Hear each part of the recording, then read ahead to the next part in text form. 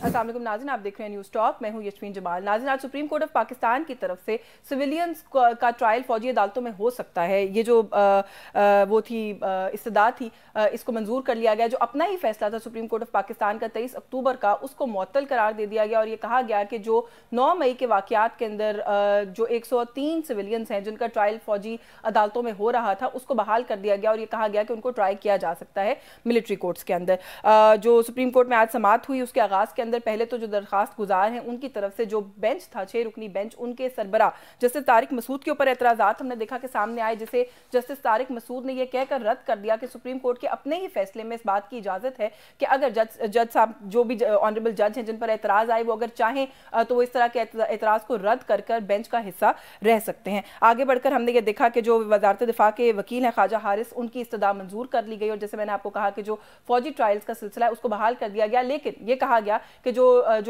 फौजी अदालतें उन्हें रोक दिया गया है फिलहाल के कोई भी हतमी डिसीजन जो है वो अभी इस हवाले से वो जारी नहीं कर सकती इन ट्रायल्स का या इन केसेस का। On the other hand, cipher case में बानी पाकिस्तान तहरीक इंसाफ इमरान खान साहब और शाह महमूद कुरैशी साहब पर फर्द जुर्म आयद कर दी गई है। तो कुछ इस हवाले से भी बात करेंगे, साथ ही साथ कुछ आने वाले इंतखाबात को लेकर भी बहुत सारे सवालात हैं और मामलात हैं, उन पर भी बात करने की कोशिश करेंगे। हमारे साथ इस वक्त प्रोग्राम में मौजूद है पाकिस्तान तहरीक इंसाफ के सीनियर रहनुमा, सीनियर माहिर कानून है हामिद खान साहब ने हमें ज्वाइन किया। सर, बहुत शुक्रिया आपका आपके वक्त के लिए। सर, साइफर केस और खान साहब वाला मामला, उस पर भी आपसे आपकी राय लेंगे, लेकिन सर सबसे पहले मिलिट्री कोर्ट्स वाला जो मामला है, जो आज 23 अक्टूबर का जो डिसीजन था उसको ओवरटर्न किया गया है, उसे कैसे देख रहे हैं सर आप? ओवरटर्न तो नहीं किया, लेकिन उसको सस्पेंड किया है, जो कि बहुत अफसोसनाक बात है। मैं इसकी जो है मजम्मत करता हूं। मैं समझता हूं कि आज का ऑर्डर जो है सुप्रीम कोर्ट का एक ब्लैक डे। सुप्रीम कोर्ट ने एक गैर आईनी चीज को बहाल किया है। मिलिट्री कोर्ट्स जो है वो आइन के तहत नहीं हो सकती। मिलिट्री कोर्ट्स का कायम करना आइन की नफी है। इसलिए मैं समझता हूं कि सुप्रीम कोर्ट ने आज तारीखी तौर पर ऐसा काम किया है जिसके लिए आने वाले वक्तों में सुप्रीम कोर्ट और हमारी अदलिया के लिए शर्मनाक हो। अच्छा सर, ये कहना कि ट्रायल को बहाल कर दें लेकिन कोई हतमी फैसला जो है वो फिलहाल ना दें, इससे क्या मतलब है? हतमी फैसला नहीं आएगा तो फिर क्या उसको भी फर्दर सुप्रीम कोर्ट इसके ऊपर मजीद अभी इसको लुक इनटू करेगी? किस तरह से ये मामला आगे चलेगा? देखिए, आज के ऑर्डर के बाद मुझे कोई फेस नहीं रहा कि इन्होंने क्या करना है, क्योंकि इस चीज की इजाजत देना कि सिविलियन का मिलिट्री कोर्ट में ट्रायल हो सकता है, मेरे नजदीक ये बुनियादी तौर पर गैर आईनी है। और गैर आईनी चीज की इजाजत देना भी किसी भी महदूद तरह से भी, महदूद हद तक भी, जैसे कि उन्होंने कहा कि फाइनल फैसला नहीं होगा, लेकिन मिलिट्री कोर्ट्स लगना सिविलियन के लिए, यही मैं समझता हूँ बड़ी गैर आईनी चीज है, जो कि सुप्रीम कोर्ट के आज के ऑर्डर के मुताबिक है। 5 जजेस का फैसला था और उन 5 जजेस के फैसले की अभी तक तफसीली वजूहात ही सामने नहीं आई हैं। अभी तो शॉर्ट ऑर्डर था। जब तक के उसकी सारी वजूहात, डिटेल रीजंस नहीं आ जाती, मैं समझता हूं उसके खिलाफ अपील जो है ना सुनी जा सकती है, ना कोई ऑर्डर पास किया जा सकता है। बिल्कुल ठीक है सर। जो बेंच की तश्कील वाला मामला था, दरखास्त गुजारों की तरफ से एतराज किया गया लेकिन उसको रद्द कर दिया गया, इसको लेकर भी बड़ी डिबेट चल रही है कि जज साहब ने जो है वो खुद ही उस एतराज को रद्द कर दिया और बेंच का हिस्सा रहे। फिर बेंच की तश्कील वाले मामले के ऊपर जस्टिस एजाजुल एहसन साहब का खत भी उससे पहले था। तो ये सारी बातें भी आपको नहीं लगता कि कुछ बड़ी कंफ्यूज से सिग्नल जो चीजें जो है वो सामने आई हैं बेंच की फॉर्मेशन के हवाले से भी इस ट्रायल के अंदर? बहुत अफसोसनाक है, बड़ी ज्यादती है। मैं समझता हूँ सरदार तारिक साहब को नहीं बैठना चाहिए था इस बेंच पर। जो इतराज किया गया था बिल्कुल माकूल इतराज था। उन्होंने अपना माइंड दे चुके हैं। किसी जज को भी किसी ऐसे मुकदमे में नहीं बैठना चाहूँ जिसके बारे में उन्होंने पहले से ज़हन बनाया हुआ हो। यही जवाद ख्वाजा साहब की तरफ से एक इतराज आया था और बिल्कुल वैलिड इतराज था। इनको नहीं बैठना चाहिए था। इस वजह से भी ये फैसला बड़ी हद तक मुतराज़िया हो चुका है। सर, वो तो खैर जज साहब ने बड़ा उससे कहा, उन्होंने कहा जी मैं नहीं उठूंगा बेंच से, तो आप क्या कर लेंगे? और फिर वो जस्टिस जवाद ख्वाजा के एक पुराने फैसले का भी उन्होंने हवाला दिया। उन्होंने कहा सुप्रीम कोर्ट खुद तय कर चुकी है इस बात को, इस फैसले के अंदर, कि अगर एतराज हो भी तो जज रद्द कर सकता है उस एतराज को।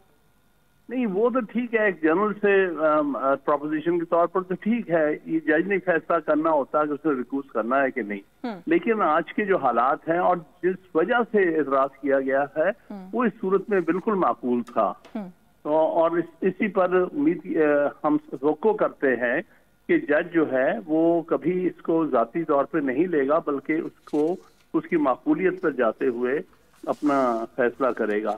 تو میں سمجھتا ہوں کہ یہ درست نہیں کیا انہوں نے، اور اس کو ریجیکٹ کرنا نہیں بنتا تھا۔ دوسری بات یہ ہے کہ اس میں بہت سارے ججز جن کو بیٹھنا چاہیے تھا اپیل میں، ان کو بٹھایا نہیں گیا، اور اس وجہ سے بھی یہ فیصلہ متنازع گیا۔ بالکل ٹھیک ہے سر، سائفر کیس فرد جرم عائد کر دیا گیا عمران خان صاحب پر بھی اور قریشی صاحب پر بھی، کل سے باقاعدہ گواہان کے بیانات قلم بند ہوں گے اور سلسلے کا آغاز ہوگا۔ کس طریقے سے اب آپ دوبارہ سے یہ اسکوائر ون پر آیا یہ کیس اور شروع ہوا ہے، اس کو کہاں جاتا ہوا دیکھ رہے ہیں؟ خطرناک ثابت ہوگا آپ کے خیال میں آپ کی پارٹی کی لیڈرشپ کے لیے؟ دیکھیے خطرناک ہونا تو بات کی بات ہے، لیکن بنیادی طور پر جیل ٹرائل ہی غیر آئینی اور غیر قانونی ہے۔ آپ کے سامنے اسلام آباد ہائی کورٹ نے جب فیصلہ دے دیا ہے کہ اوپن ٹرائل ہونا چاہیے، اوپن ٹرائل کبھی جیل میں نہیں ہو سکتا، جیل تک سب کی رسائی نہیں ہوتی۔ اوپن ٹرائل کا مقصد تھا جہاں ہر شخص ہر شہری کو ایکسیس ہو، اس کو اوپن ٹرائل کہتے ہیں۔ تو واضح طور پر اسلام آباد ہائی کورٹ کے آرڈر کے خلاف یہ، جو کہ عدالت جو ہے اسلام آباد ہائی کورٹ کے ماتحت ہے، سر کیبنٹ نوٹیفیکیشن کو بنیاد بنا کے آپ کو پتہ یہ کہا گیا ہے، اور وہ کہہ رہے ہیں جی کہ میڈیا کو بھی الاؤ کر دیا ہے، ایک لمیٹڈ نمبر آف سیویلینز بھی جا سکتے ہیں سننے کے لیے، تو ہم نے جتنا ہم اوپن کر سکتے ہیں گیون دا سیکیورٹی کنسرنز جو خان صاحب کے لیے ہیں اتنا اوپن کر دیا ہے؟ نہیں ہرگز، جس طرح ان کے کہنے سے تو اوپن نہیں ہوتا نا، اوپن کے چند ایک بڑے واضح پیرامیٹرز ہوتے ہیں۔ پیرامیٹر یہ ہے کہ ہر شخص ہر شہری اس کیس میں جا کے عدالت میں سن سکے۔ ہاں سیکیورٹی کے پیرامیٹرز کو آپ سامنے رکھ سکتے ہیں، آپ ہر ایک کا چیک کر سکتے ہیں داخل ہونے سے پہلے، یا وہاں پر کوئی اور سیکیورٹی ارینجمنٹ کر سکتے ہیں، لیکن اس کا مطلب یہ نہیں کہ لوگوں کا داخلہ بند کر دیں، یہ جان بوجھ کے اس کو بڑا محدود کر دیں۔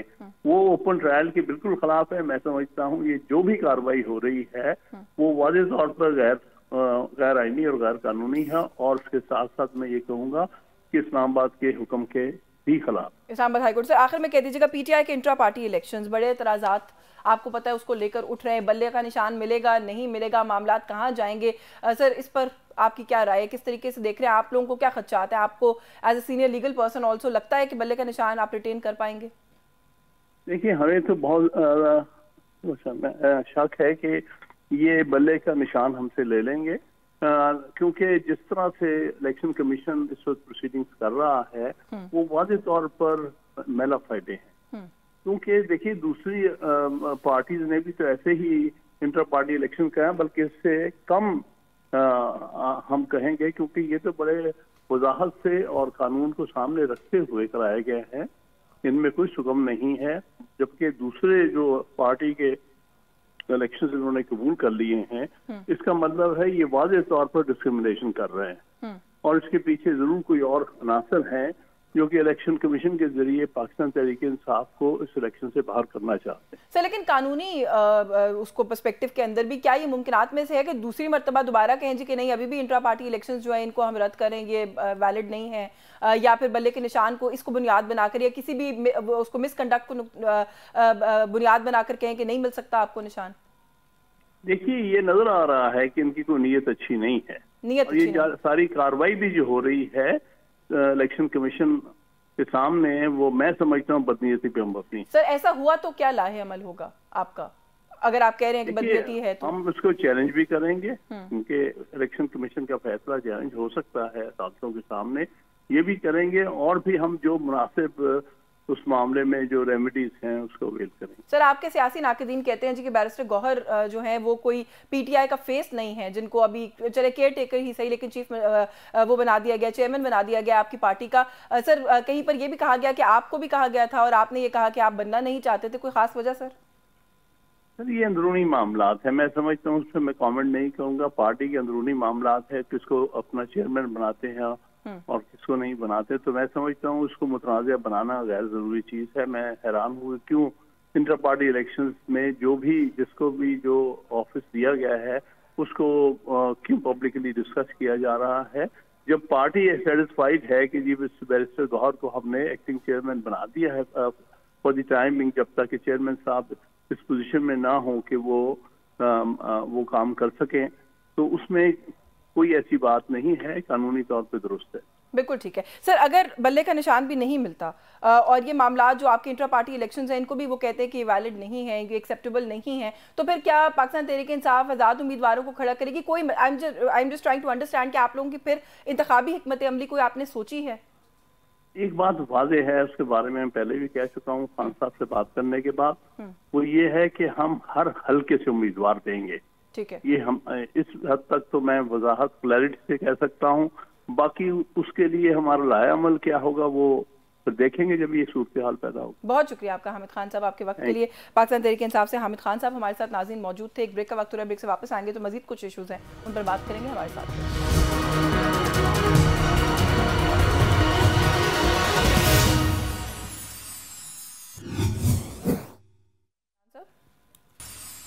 جی ویلکم بیک ناظرین، پروگرام کے ابتدائیے میں بھی ہم نے ذکر کیا تھا، ویسے بھی ہم دیکھ رہے ہیں کہ کہیں نہ کہیں سے یہ آواز اٹھتی ہے کہ ملک میں جو انتخابات ہیں وہ اگر تھوڑا سا آگے چلے جائیں تو اس بات سے کوئی فرق نہیں پڑے گا، بلکہ مولانا فضل الرحمان کی بات کریں وہ تو یہ بھی کہہ رہے ہیں مسلسل کہ کیمپین کرنا مشکل ہے، موسم سخت ہوگا۔ پھر ہم نے دیکھا کہ انہی کی لیڈ فالو کرتے ہوئے امیر مقام صاحب نے بھی یہی کہا، تو کچھ اس ایشو پر کچھ اور بھی ایشوز ہیں ان پر بات کریں گے۔ ہمارے ساتھ موجود ہیں جمعیت علماء اسلام کے سینئر رہنما حافظ حمداللہ صاحب نے ہمیں جوائن کیا۔ بہت شکریہ سر آپ کا، آپ کے وقت کے لیے۔ سر سب سے پہلے تو یہی کہ مسلسل انتخابات ملتوی کرنے کی توجیہات جو ہیں وہ ہم دیکھ رہے ہیں کہ سامنے آ رہی ہیں، خاص طور پہ مولانا فضل الرحمان کی طرف سے موسم کی بات بھی انہوں نے کی، امن و امان کی صورتحال کی بھی بات انہوں نے کی۔ سر کیا وجہ ہے، کیا بیک گراؤنڈ ہے؟ زرداری صاحب نے افغان مہاجرین کے ووٹرز والا جو معاملہ اٹھایا اس کے اوپر بھی مولانا نے کہا کہ ہاں اس کی انویسٹیگیشن ہونی چاہیے، تو ایسا کیوں لگ رہا ہے کہ مسلسل آپ لوگ یہ چاہتے ہیں کہ الیکشنز ڈیلے ہو جائیں؟ بسم اللہ الرحمن الرحیم، بہت شکریہ یشوین بی بی۔ دیکھیے بنیادی طور پر یہ کہنا کہ ہم چاہتے ہیں یا مولانا فضل الرحمان صاحب چاہتے ہیں کہ الیکشن ڈیلے ہو جائے، ہم نہیں چاہتے۔ مولانا فضل الرحمان صاحب نے دو ایشو اٹھائے ہیں۔ نمبر ایک، انہوں نے کہا کہ موسم سرما ہے، پہاڑی لوگ وہ نقل مکانی کرتے ہیں شہروں کی طرف، اور جب آپ ووٹ کریں گے 8 فروری کو وہاں برفباری ہوگی، بارش ہوگی، سردی ہوگی، اور لوگ نقل مکانی کر چکے ہوں گے شہری آبادیوں میں، تو پھر یہ لوگ لاکھوں لوگ ہوں گے بلوچستان میں بھی اور خیبر پختونخوا میں بھی جہاں برفباری ہوتی ہے پہاڑی علاقوں میں، تو پھر یہ لوگ وہاں جا کے ووٹ کیسے استعمال کریں گے؟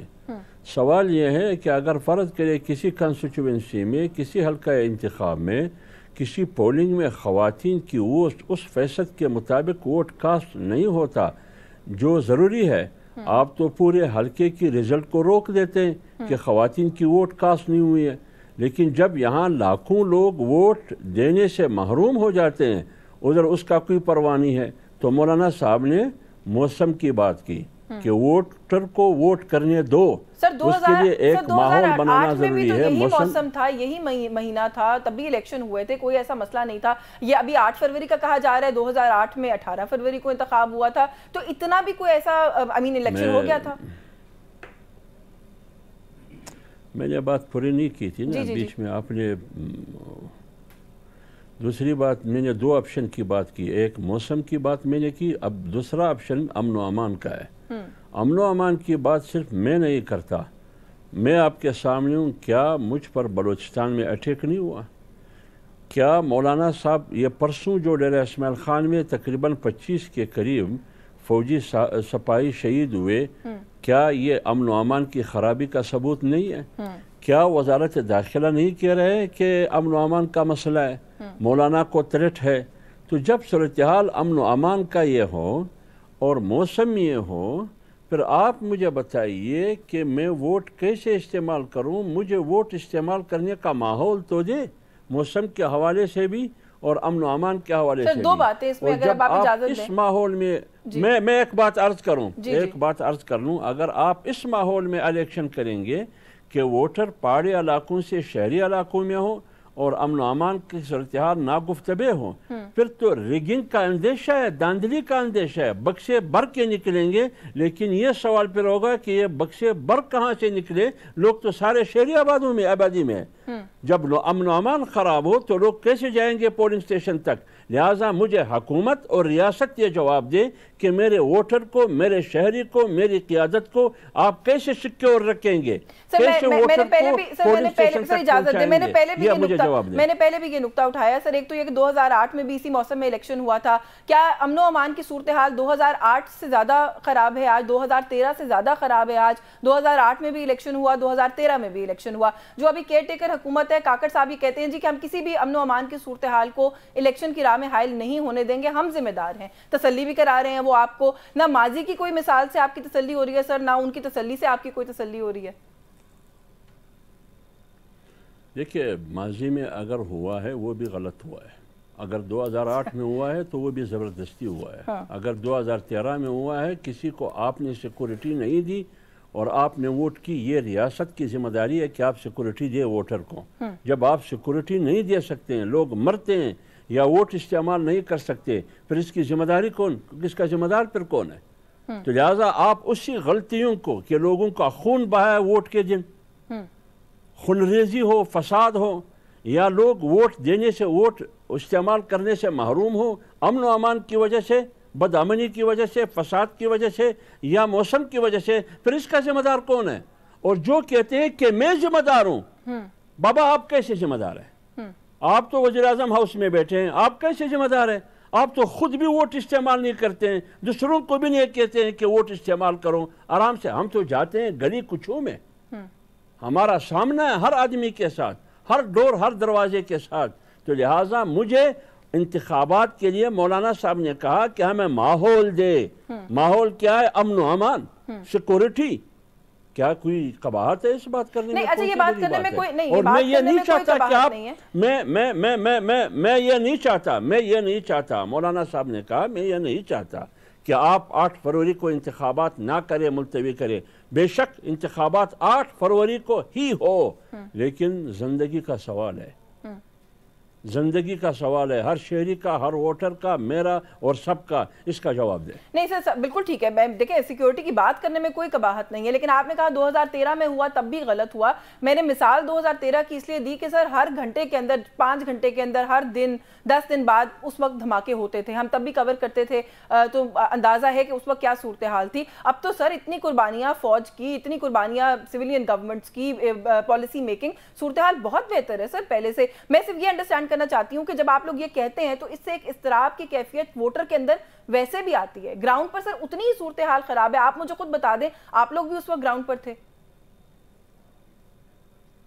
دیکھیے اس وقت بھی آپ کو یاد ہے، آپ ریکارڈ اٹھا کے 8 کا بھی اور 13 کا بھی، اس وقت بھی کچھ سیاسی پارٹیاں ایسی تھی کہ ہمیں جان بوجھ کر ووٹ سے دور رکھا، ہم پر حملے ہو رہے تھے، ہم دہشت گردیوں کا نشانہ بن رہے تھے، ہمیں تو ووٹ کرنے ہی نہیں دیا، ہمیں تو کہا گیا کہ باہر نہ نکلے۔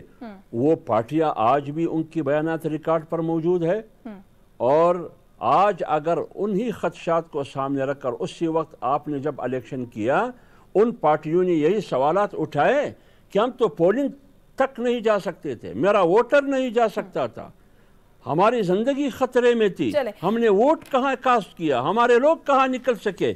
تو یہی ہم وقت سے پہلے یہ ہم کہتے ہیں کہ یہ سیکورٹی کا مسئلہ ہے، موسم کا مسئلہ ہے، باقی ریاست جانے، حکومت جانے، الیکشن کمیشن جانے اس کو ایڈریس کرتے ہیں نہیں کرتے ہیں، لیکن اگر کل نقصان ہوا اس کا ذمہ دار پھر کون ہوگا؟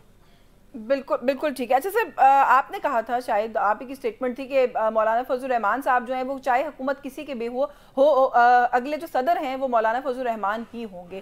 سر اس کے یہ ایک تو یہ جو کانفیڈنس آپ نے جس سے کہا، یہ بات کس طرح آپ کو کس چیز کی وجہ سے یہ یقین دہانی ہے؟ ایک تو یہ کہیے گا، دوسرا اس وقت یہ بھی ایک رائے ایگزسٹ کرتی ہے کہ صدر جو ہیں وہ اگلے وہ زرداری صاحب ہی ہوں گے۔ دیکھیے بات یہ ہے، میں نے اس لیے کہا کہ مولانا صاحب صدر ہوں گے، ایک تو اصولی طور پر مولانا کے صدر بننے میں تکلیف کیا ہے اور کس کو تکلیف ہے اور کیوں تکلیف ہے، مجھے بتائے وہ کون ہے جو تکلیف میں کہ مولانا کے صدر نہیں بن سکتا۔ ایک بات، کیونکہ ایک جمہوری آدمی، ایک سیاسی آدمی کہ ان کی والد محترم مفتی محمود رحمۃ اللہ علیہ کی اسٹرگل ہے، آئین بنانے میں ان کا کردار ہے، جمہوریت کی بحالی کے لیے مولانا صاحب اور جمعیت علماء اسلام اور مفتی محمود رحمۃ اللہ علیہ کا کردار رہا ہے۔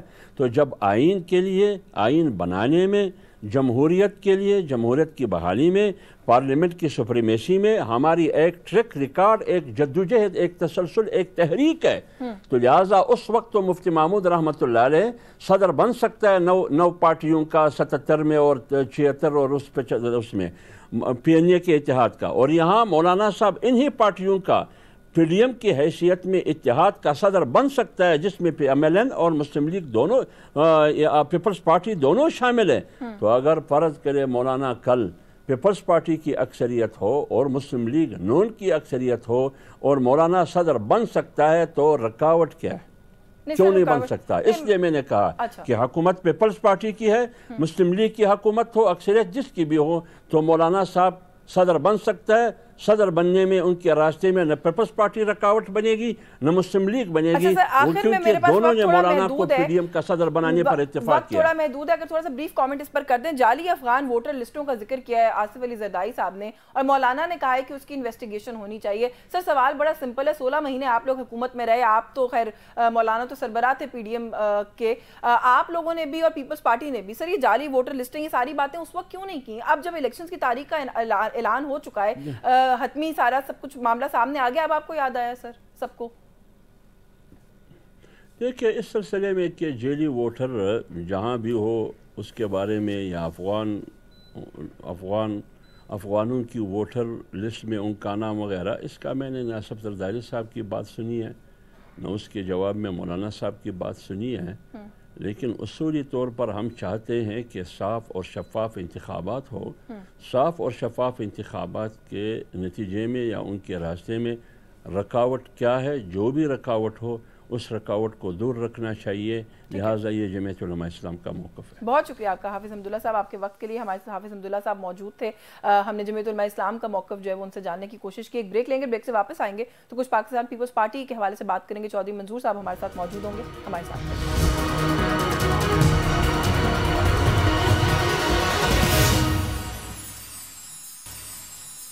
جی ویلکم بیک ناظرین۔ بریک پہ جانے سے پہلے جیسے ہم نے کہا تھا کہ کچھ بات کریں گے پاکستان پیپلز پارٹی کی جو قیادت ہے ان کی طرف سے بھی آنے والی کچھ سٹیٹمنٹس، آنے والے انتخابات کو لے کر مختلف سیاسی جماعتوں کی طرف سے بہت ساری باتیں سامنے آ رہی ہیں، لیکن پاکستان پیپلز پارٹی کے لیے کہا گیا کہ ان کی جو سینئر لیڈرشپ ہے ان کی طرف سے کچھ متضاد سٹیٹمنٹ سامنے آئی ہیں۔ اوور آل بھی جو صورتحال ہے اس پر بھی بات کریں گے۔ ہمارے ساتھ موجود ہیں پاکستان پیپلز پارٹی کے سینئر رہنما چودھری منظور احمد صاحب نے ہمیں جوائن کیا ہے۔ السلام علیکم سر، بہت شکریہ سر آپ کا، آپ کے وقت کے لیے۔ سر سب سے پہلے تو thank you so much for your time, آپ بہت طویل عرصے کے بعد میڈیا پر آئے ہیں اور پھر ہمارے پروگرام میں بھی آج آپ شرکت کر رہے ہیں، تھینک یو سو مچ سر۔ پہلا سوال آپ سے یہی کرنا چاہ رہی ہوں، انتخابات میں تاخیر کے حوالے سے ہم دیکھ رہے ہیں کہیں نہ کہیں سے کوئی نہ کوئی آواز جو ہے وہ اٹھ رہی ہے، مولانا فضل الرحمان کی طرف سے بھی ہم دیکھ رہے ہیں کہ کوئی اس طرح کی بات پہلے کی گئی، پھر نون لیگ نے بھی جو ہے وہ لیڈ جو ہے فالو کر لی، وہ بھی کہہ رہے ہیں جی موسم خراب ہو سکتا ہے۔ پیپلز پارٹی ایک اکیلی جماعت تھی جو کہہ رہی تھی کہ نہیں آئین کے مطابق ہونا چاہیے، وقت پر ہونا چاہیے۔ سر اب آصف علی زردائی صاحب نے بھی اسٹیٹمنٹ دے دی کہ تھوڑے بہت آگے ہو جائیں تو کوئی فرق نہیں پڑتا،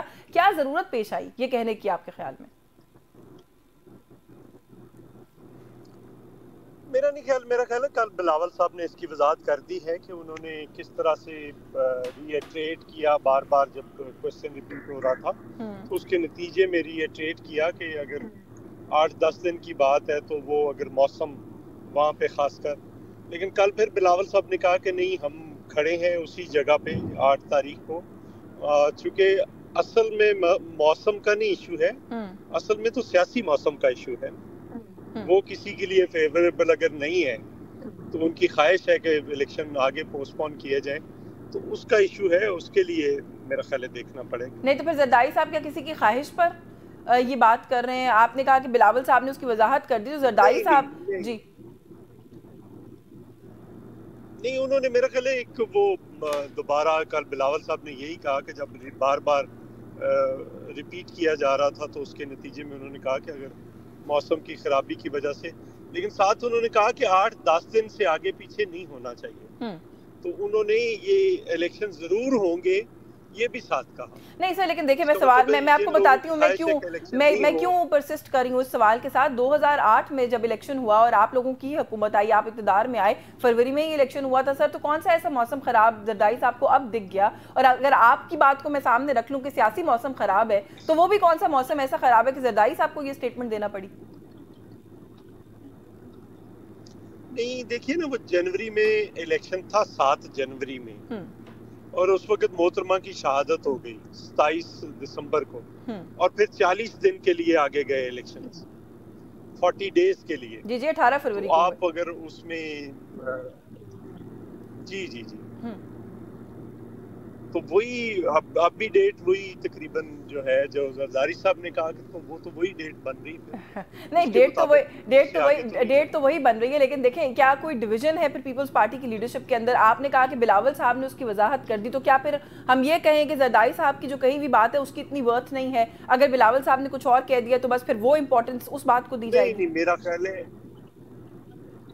نہیں میرا نہیں خیال یہ اس کو اس طرح سے لینا چاہیے کہ ورتھ نہیں ہے یا کیا ہے. ایک پوائنٹ آف ویو ہوتا ہے, اس میں انہوں نے جب بار بار ایک کوشچن کو ریپیٹ کیا گیا تو انہوں نے کہا کہ اگر موسم ہے تو آگے پیچھے, باقی جماعتیں تو اور طرح سے کہہ رہی ہیں, باقی جماعتیں تو مہینوں کے لیے آگے لے جانے کی بات کر رہی ہیں. سو پاکستان پیپلز پارٹی چاہتی ہے کہ 8 تاریخ کو الیکشن ہو, کل اس کا دوبارہ سے ری ایٹریٹ کر دیا تو وہ بات ختم ہو گئی. اچھا الیکشن 10 دن آگے ہوں جو زرداری صاحب نے کہا, الیکشن جو ہے وہ مہینوں آگے ہوں جیسے آپ کہہ رہے ہیں کہ باقی جماعتیں کہہ رہی ہیں, اگر الیکشن کی تاریخ جو اس وقت دی ہوئی ہے وہ اگر ہل جاتی ہے تو کیا گارنٹی ہے سر کہ پھر الیکشن اس ملک میں ہو جائے گا؟ ہمارے ملک کا جو ایک سیاسی ماحول ہے وہ آپ کے سامنے ہے, جو صورتحال رہتی ہے وہ بھی آپ کے سامنے, تو پھر یہ ڈاؤٹس تو سر جنم لیتے ہیں نا کہ الیکشن کی تاریخ کو ایک دفعہ ہلایا تو پھر الیکشن ہوں گے کہ نہیں؟ دیکھیے یہ ڈسپیوٹڈ چیزیں ہیں جو الیکشن کو کے پورے پروسیس کو خراب کر رہی ہیں اور اس میں مزید تعفن پیدا کر رہی ہیں. جیسے پہلے 2 الیکشنز اگر آپ دیکھیں تو پہلے 2 الیکشنز تھے وہ دونوں ڈسپیوٹڈ تھے, اب تیسرا بھی ڈسپیوٹڈ ہو گیا تو یہ بہت خطرناک ہوگا پاکستان کے لیے. اور پہلے 2 الیکشنز تو الیکشن ہونے کے بعد ڈسپیوٹڈ ہوئے تھے, اور یہ الیکشن ہے جو الیکشن ہونے سے پہلے ڈسپیوٹڈ ہو رہا ہے. تو میرا خیال ہے اس سے اوائڈ کرنا چاہیے. الیکشن فیئر اینڈ فری ہونے چاہیے جس میں سب کو ایک جیسا لیول پلینگ فیلڈ ملنی چاہیے. اس الیکشن کو ڈسپیوٹڈ سر آپ لوگ نہیں کر رہے, پاکستان پیپلز پارٹی نہیں کر رہی. بلاول صاحب کا یہ کہنا کہ الیکشن جب ہو جائیں گے تو ہم میں سے ایک جو ہے وزیر اعظم ہاؤس میں ہوگا اور دوسرا سڑکوں پر ہوگا. پھر ساتھ ساتھ یہ بھی کہنا کہ نواز شریف سسٹم کے لاڈلے ہیں, انہیں اس وقت وزیر اعظم بنانے کے لیے لایا گیا. یہ سب باتیں وہ ہیں جو بلاول صاحب کر رہے ہیں. تو پھر اس کا مطلب یہ ہے کہ الیکشنز کے بعد اگر کوئی کیوس ہوا تو آپ ہی لوگ اس کی تیاری کر رہے ہیں پھر؟ نہیں, ہم اس لیے یہ بات کل بلاول صاحب نے کی کہ اگر کوئی الیکشنز فیئر اینڈ فری نہیں ہوتے تو پھر اس کا نتیجہ کیا ہوگا. 3 مین سٹریم پارٹیز ہیں, باقی بھی سیاسی جماعتیں بڑی اہمیت کی حامل ہیں. 3 مین سٹریم پارٹیز ہیں, پاکستان پیپلز پارٹی ہے, پی ٹی آئی ہے اور نواز لیگ ہے. ایک جماعت بالکل پہلے ہی دیوار کے ساتھ لگ چکی ہے اور دوسری جماعت طریقے سے سوال اٹھا رہی ہے. اور اگر دوسری جماعت نے بھی کہہ دیا کہ الیکشن کا پروسیس فیئر اینڈ فری نہیں ہے, مثلا میں آپ کو مثال دیتا ہوں, یہ پہلے 13 والے الیکشن میں بھی 18ویں ترمیم کے بعد اور 18 والے الیکشنز میں بھی جہاں پہ چیف منسٹرز گئے تھے وہاں پہ گورنرز بھی گئے تھے. اب یہ چاروں گورنرز 4 پولیٹیکل پارٹیز جن کا متوقع اتحاد ہونے جا رہا ہے ان کے بیٹھے ہوئے. کیوں بیٹھے ہوئے؟ الیکشن کمیشن کیا کر رہا ہے؟ لوگوں کے خلاف پرچے ہو رہے ہیں. میرے بھائی کے خلاف 780A کا پرچہ دیا ہے پولیس نے, ہمارے دوستوں کے خلاف پرچے دیے جا رہے ہیں. تو یہ کون سا فیئر اینڈ فری الیکشن؟ سر اگر آپ لوگ سمجھتے ہیں کہ الیکشن فری اینڈ فیئر نہیں ہے, آپ لوگوں کی طرف سے یہ بھی کہا گیا کہ جو کیئر ٹیکر گورنمنٹ ہے وہ بی ٹیم ہے نون لیگ کی, آپ لوگ یہ جو بھی آپ نے گورننس والا اعتراض اٹھایا یہ بھی مسلسل اٹھا رہے ہیں, آپ لوگ ان اعتراضات کو لے کر کسی لیگل کسی فارمل فورم کے اوپر کیوں نہیں جاتے؟ یہ میڈیا ٹاک شوز کی حد تک اور جلسوں کی حد تک خالی کہہ دینا آپ سمجھتے ہیں کافی ہے؟ گئے ہیں جی, ہمارا ڈیلیگیشن پرسوں ملا ہے چیف الیکشن کمشنر کو اور وہاں پہ ساری باتیں انہوں نے رکھی ہیں اور پھر جو کچھ وہاں پہ کہا گیا بالکل اس کے الٹ ہو گیا. چلو یہ بھی دیکھتے ہیں, لیکن آپ دیکھیں نا مسئلہ یہ نہیں ہے کہ فورم پہ رکھیں. الیکشن کمیشن کا کام کیا ہے؟ اس کا یہ بنیادی ذمہ داری ہے, باقی تو 5 سال اور کوئی کام نہیں ہے اس کے پاس. फेयर एंड फ्री इलेक्शंस कराना उसकी जिम्मेदारी है। मतलब अगर ये 272 हलके हैं पाकिस्तान के टोटल, अगर ये 272 या DROs या ROs जो है जी, आप अगर फेयर एंड 5 साल बाद फेयर एंड फ्री इलेक्शंस ही नहीं करवा सकते तो फिर क्या फायदा है उसका?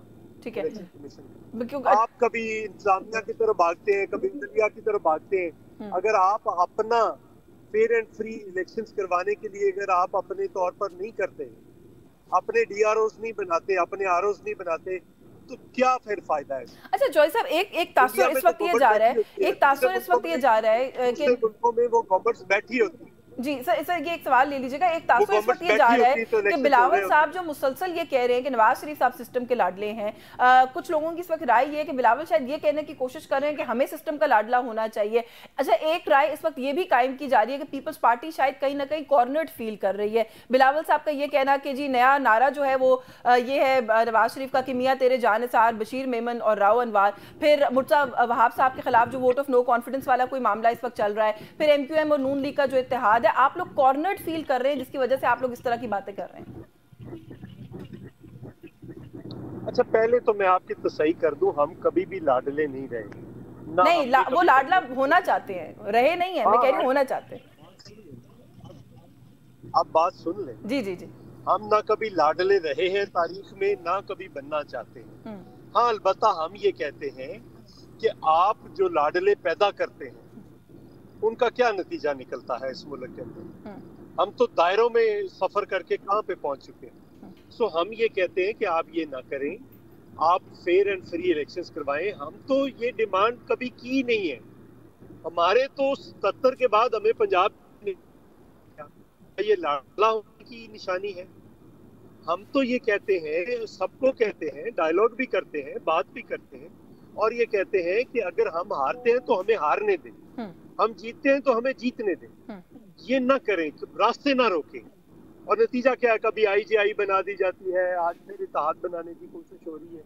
ये तो वही है IGI। तो मेरा वही पॉइंट है ना कि आप लोग समझ रहे हैं कि रास्ता रोकने की कोशिश की जा रही है आप लोगों का। मेरे पास जो है वो वक्त खत्म हो रहा है, वरना मैं मजीद जरूर इस पर आपसे बात करती। आपका बहुत शुक्रिया, आपने प्रोग्राम के इस हिस्से में हमें वक्त दिया। नाज़रीन, चौधरी मंजूर साहब हमारे साथ मौजूद थे पाकिस्तान पीपल्स पार्टी से। कोशिश की कि कुछ पाकिस्तान पीपल्स पार्टी से जुड़े मामला पर उनसे उनकी राय ली जाए। न्यूज़ टॉक से आज के लिए बस यही कुछ। यस्मीन जमाल को इजाजत दीजिए। अल्लाह हाफिज।